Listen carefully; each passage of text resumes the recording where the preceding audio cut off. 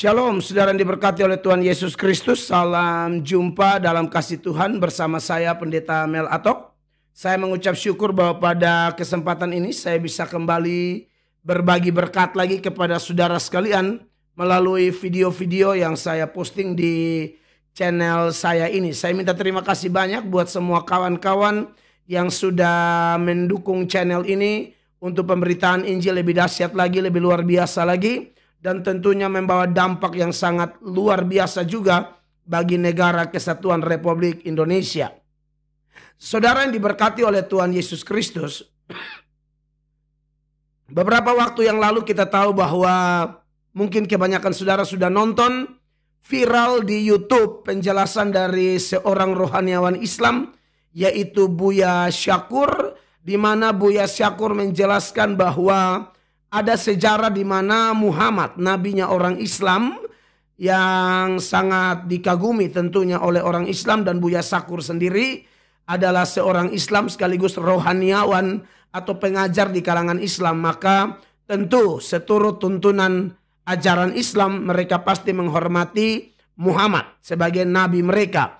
Kami sebagai Kristen kan tidak menerima atau tidak punya nabi atau tidak ada data yang mendukung bahwa Muhammad itu adalah nabi, jadi itu bagi orang Islam lah. Tapi buat kami, sekalipun kami tidak menerima atau tidak percaya Muhammad sebagai nabi, dan memang tidak ada di kitab suci kami, tapi kita ada di Indonesia, ya wajib hukumnya kita saling menghargai. Karena toleransi secara sosial itu adalah sesuatu yang sangat penting dalam kehidupan berbangsa dan bernegara bagi semua warga negara Indonesia tercinta. Nah, tapi yang saya persoalkan saudara-saudara, setelah viral video dari Buya Syakur itu yang mengatakan ada penemuan ya Muhammad, nabinya orang Islam, mereka menemukan di mana setelah membantai berhala-berhala yang sangat banyak, lalu kemudian di dalam Ka'bah itu ternyata ada gambar Bunda Maria menggendong Tuhan Yesus.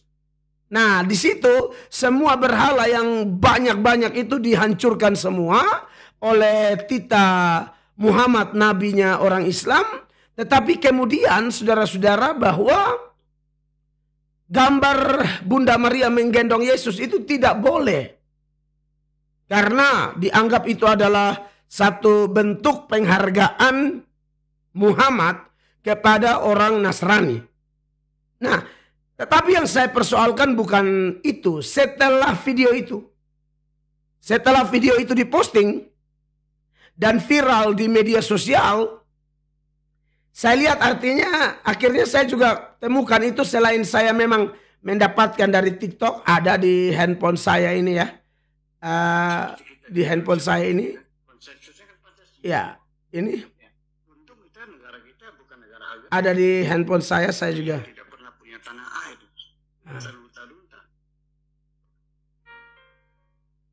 Ya. Kenapa gambar Nabi Isa tidak boleh dihapus kalau berhala ditumbangkan?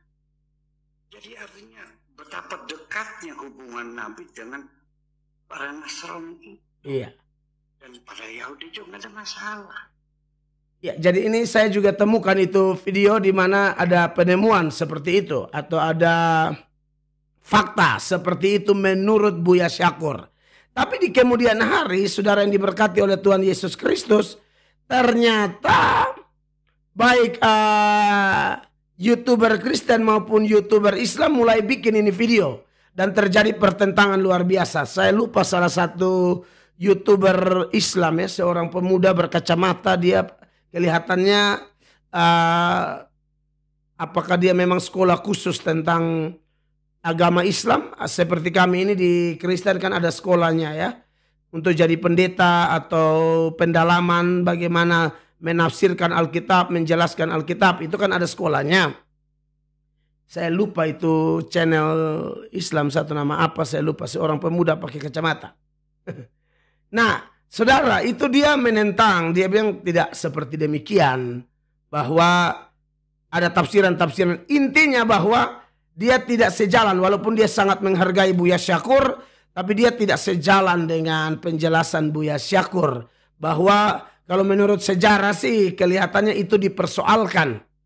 Tapi saudara-saudara, kemudian saya melihat sisi yang lain. Karena kalau saya lihat satu persoalan yang kemudian saya buat menjadi konten di channel saya ini, saya kemudian melihat sisi yang berkaitan dengan ajaran Alkitab. Nah, ketika saya melihat pro kontra ini ya, ada yang bilang begini persoalan gambar Yesus di Ka'bah itu ya. Ada yang setuju, ada yang tidak, ada yang bilang ini benar, ada yang bilang itu kita harus tafsir lebih dalam lagi, harus dipertanyakan kebenarannya dan lain sebagainya. Kalau buat saya tidak ada masalah, tapi saya memang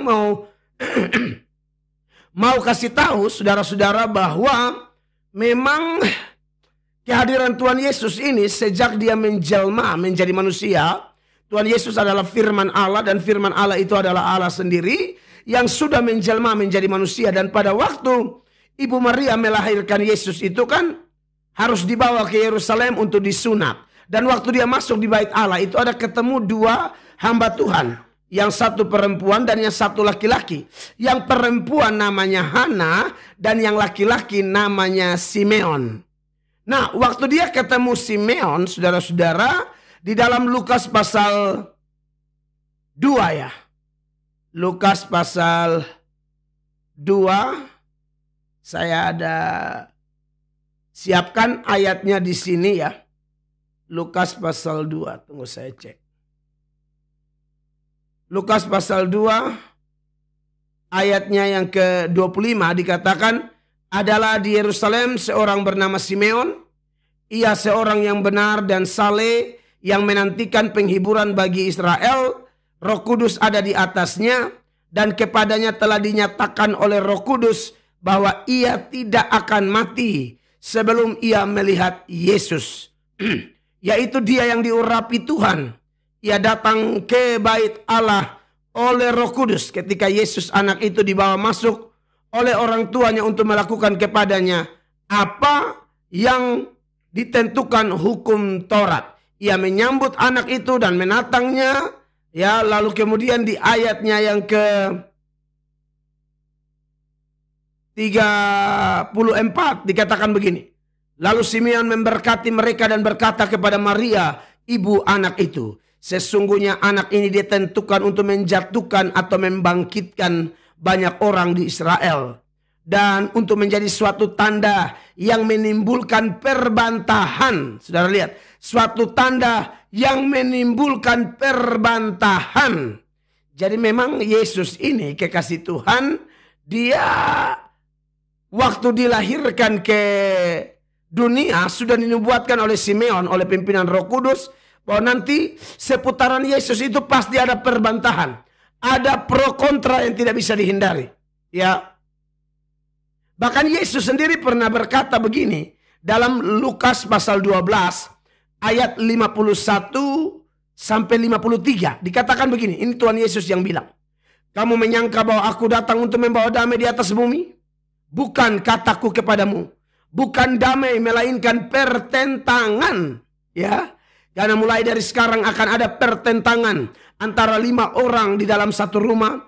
3 melawan 2 dan 2 melawan 3. Mereka akan saling bertentangan. Ayah melawan anaknya laki-laki. Dan anak laki-laki melawan ayahnya.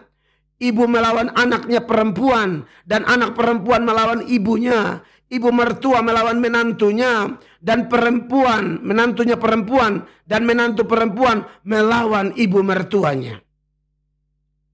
Jadi saudara-saudara, apa yang dinubuatkan Simeon itu ditegaskan lagi oleh Tuhan Yesus bahwa memang kehadiran Tuhan Yesus itu tak terhindarkan.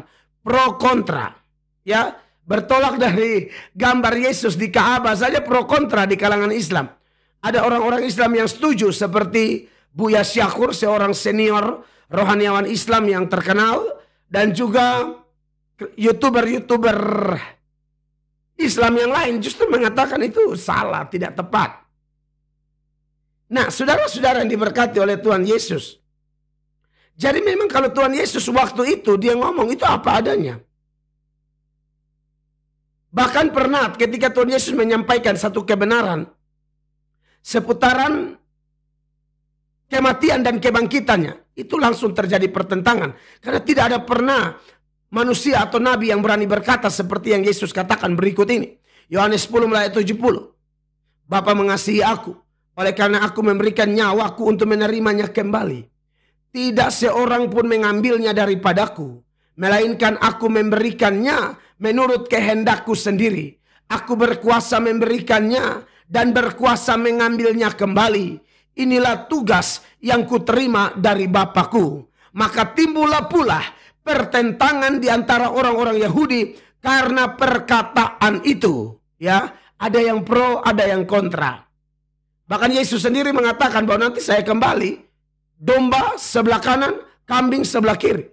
Jadi memang pertentangan itu sudah dinubuatkan. Dan tahukah saudara, sebenarnya sebelum Simeon menubuatkan hal tersebut, ini orang Kristen harus tahu ini. Ternyata sebelum Simeon menubuatkan hal tersebut, kekasih Allah, bahwa ternyata memang sejak awal ya manusia jatuh dalam dosa, Tuhan telah memberikan satu janji bahwa akan ada permusuhan itu. Ini ada di Kejadian 3 ayatnya yang ke-15. Dikatakan begini, ini namanya proto-evangelium atau Injil pertama. Injil yang diberikan persis setelah Adam dan Hawa jatuh ke dalam dosa. Jadi berita tentang Yesus itu sudah diberikan kepada Adam dan Hawa waktu mereka jatuh dalam dosa. Tuhan Yesus bilang begini, Bapa bilang begini tentang Tuhan Yesus ya. Kejadian 3 ayat 15. Aku akan mengadakan permusuhan antara engkau dan perempuan ini, antara keturunanmu dan keturunannya. Keturunannya akan meremukkan kepalamu dan engkau akan meremukkan tumitnya. Ya, siapa keturunan perempuan? Saya perlu jelaskan. Di kalangan orang Yahudi itu biasanya garis keturunan dihitung dari keturunan papanya. Abraham memperanakan Ishak, Ishak memperanakan Yakub, Yakub memperanakan Yehuda dan saudara-saudaranya. Daud memperanakan Salomo, Salomo memperanakan Rehabeam. Ya, dan seterusnya dan seterusnya. Tapi unik dan luar biasa bahwa Injil pertama yang terdapat dalam Kejadian 3 ayat 15 pasca kejatuhan Adam dan Hawa ini dikatakan keturunan perempuan akan bermusuhan dengan keturunan iblis yang waktu itu diwakilkan oleh ular. Nah, ini maknanya secara rohani, saudara-saudara. Siapa yang menerima Yesus? Dia adalah keturunan Abraham. Dia adalah keturunan Yesus secara rohani. Dan siapa yang menolak dia? Itu jelas adalah anak-anak setan. Ya, makanya ketika saya ngomong ini dengan dasar ya, supaya saudara jangan pikir saya membuat video tidak dengan data yang kuat. Selalu berusaha dengan data yang kuat. Saya contohkan bahwa keturunan setan itu memang orang-orang yang menolak Yesus. Yohanes 8 mulai ayat 37. Aku tahu bahwa kamu adalah keturunan Abraham, tetapi kamu berusaha untuk membunuh aku karena firmanku tidak beroleh tempat di dalam kamu. Ya. Kemudian ayat 38. Apa yang kulihat pada Bapa itulah yang kukatakan, dan demikian juga kamu perbuat tentang apa yang kamu dengar dari bapamu. 39. Jawab mereka kepadanya, Bapa kami ialah Abraham. Kata Yesus kepada mereka, jikalau sekiranya kamu anak-anak Abraham, tentulah kamu mengerjakan pekerjaan yang dikerjakan oleh Abraham. Tetapi yang kamu kerjakan ialah berusaha membunuh aku. Aku seorang yang mengatakan kebenaran kepadamu, yaitu kebenaran yang kudengar dari Allah. Pekerjaan yang demikian tidak dikerjakan oleh Abraham. Lalu ayat 44 Yesus bilang begini, iblislah yang menjadi bapamu dan kamu ingin melakukan keinginan-keinginan bapamu, dan seterusnya. Artinya begini, bahwa orang yang tinggal dalam Yesus dimeteraikan dengan Roh Kudus, dia adalah keturunan Yesus, keturunan perempuan secara rohani. Sedangkan orang yang menolak Yesus adalah keturunan dari setan. Nah, saya jelaskan dulu kembali itu keturunan perempuan. Satu-satunya pribadi yang dilahirkan di dunia ini tidak disentuh oleh laki-laki, hanya Yesus. Dia hanya dari unsur perempuan saja. Kita tahu sejarah itu. Mau agama Islam juga akui, mau agama Kristen juga akui bahwa Yesus lahir itu tanpa bapa dan ibu.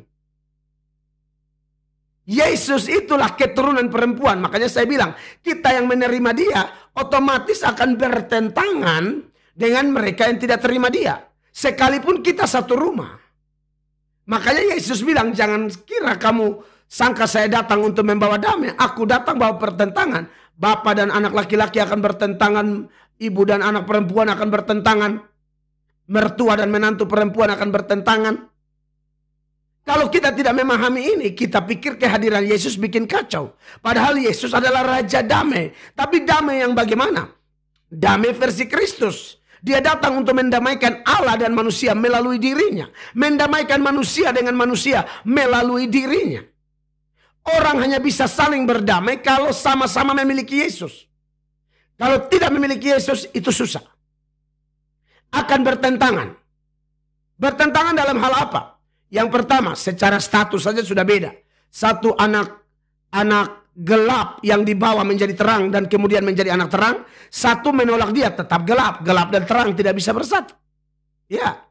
Yang kedua, sudah jelas cara bicara juga sudah beda.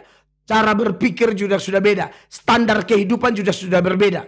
Kalau orang yang sudah memiliki Yesus, berpikirnya yang kudus, yang mulia, yang manis, bukan yang kotor-kotor. Orang yang sudah terima Yesus, perkataannya perkataan Kristus. Seturut Kolose 3 ayat 16 dan juga Kolose 4 ayat 6. Orang dunia perkataannya menyakitkan, melukai. Ya, tujuan hidup juga sudah beda. Yang tidak mengenal Allah mencari lebih dahulu hal-hal lahiriah, materi. Tapi Tuhan Yesus dalam Matius pasal 6 ayat 31 sampai ayat 33, Yesus bilang, bangsa-bangsa yang tidak mengenal Allah melakukan itu. Tapi kamu jangan cari dahulu kerajaan Allah dan kebenarannya. Orang punya Yesus tujuan hidup beda. Tujuannya Tuhan disenangkan dulu. Yang lain belakangan pasti menyusul sesuai kebutuhan kita. Standar hidup juga beda. Kita standar hidup surgawi, mereka standar hidup duniawi. Dan dalam 1 Yohanes 2 ayat 15 sampai 17, dunia ini akan lenyap dengan segala keinginannya. Tapi orang yang melakukan kehendak Bapa akan hidup selama-lamanya. Itulah tanda orang sudah di dalam Yesus, sudah diselamatkan, memiliki Roh Kudus. Hidupnya pasti melakukan kehendak Bapa. Jadi dari pertentangan apa yang disampaikan Buya Syakur, saya terpikirkan untuk menyampaikan ini. Sudahkah Anda menerima Yesus? Anda jangan kaget kalau Anda dianggap aneh di sekeliling Anda. Karena Anda sudah anak terang, tidak mungkin bersatu dengan gelap. Cara bicara, cara berpikir, cara bertindak, tujuan hidup, standar hidup, semua berbeda, betul-betul berbeda. Anda melakukannya menurut teladan Kristus, sesuai firman Allah, dunia akan membenci kamu. Tapi jangan takut, Allah di pihak kita. Dan kalau Allah di pihak kita, kita lebih daripada pemenang. Dan juga jangan cepat menyerah. Karena mungkin melalui kita, orang-orang yang masih dalam gelap itu bisa diselamatkan. Termasuk melalui video saya yang sederhana ini. Sebarkanlah biar orang yang menontonnya, pada waktu mereka menerima Yesus, mereka memiliki damai yang sejati. Damai dengan Allah dan damai dengan sesama. Dan dengan demikian, hidup kita akan disebut anak-anak Allah seturut dengan Matius pasal 5 ayat 9. Ya, berbahagialah orang yang membawa damai karena mereka akan disebut anak-anak Allah. Saya Pendeta Mel Atok, kiranya video sederhana ini memberkati Anda. Sebarkan video ini bagi kepentingan kerajaan Tuhan. Shalom, Tuhan Yesus berkati.